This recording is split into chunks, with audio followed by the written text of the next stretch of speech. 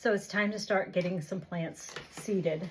I'm just planting seeds. I've done a tray of onions. These are yellow onions, and I am not being very disciplined in how I put them in because I want lots of onions, so I'm planting lots of seeds.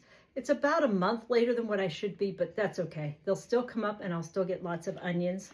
I still have 2 more trays to go. I'm going to do a red onion, and I have my little handy dandy thing done up. It'll go in, and I'm literally doing nothing more than putting the seeds in my hands, and I'm just using the whole packet, and I'm sprinkling them over the top because I'll plant hundreds of onions. I planted a lot of onions last year, and I used the vast majority of them. The small ones were kind of my conundrum, but I know these have their individual pockets, but you can pull the onion out once you go to plant it, and so you really don't need the story. You can do just a flat tray without the individual. This is a 72 count tray, which I just opted to use.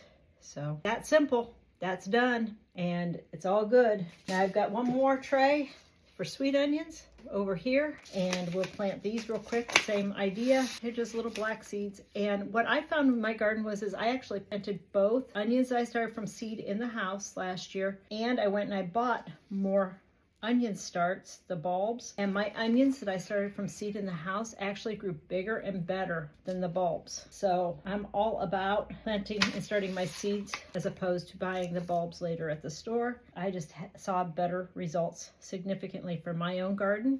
Everybody's garden's different, and this is just a basic mix of Miracle-Gro seed starter mix. So, but I'll show you my setup on the back side over here too. So over here, I have 3 heat mats down. I'm going to take my onions. I have my grow lights. Now, mind you, it took me, I think, 4 years to get to the point to having this big of a setup. I started small, and every year I added a little bit more.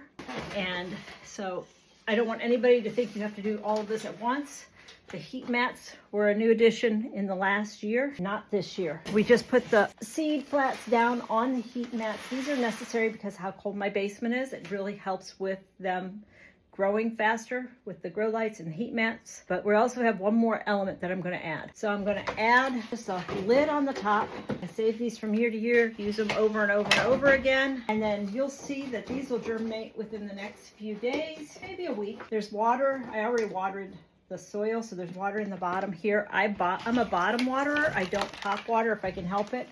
Now, if plants get too big and I can't get to the bottom, that's fine. That's my setup. And as you can see, this is a 5-rack shelving unit. 4 of them have lights on them. Right now, the bottom rack's being used for kitty cat litter storage because we don't need it for anything else. I have 3 of these racks, 2 this size, 1 that's a 3-foot here in the basement that I use, that I have set up with lighting so that I can start my seeds. So just wanted to share that with you. And so this is Kelly signing off from Yellowknife Homestead. Have a great day.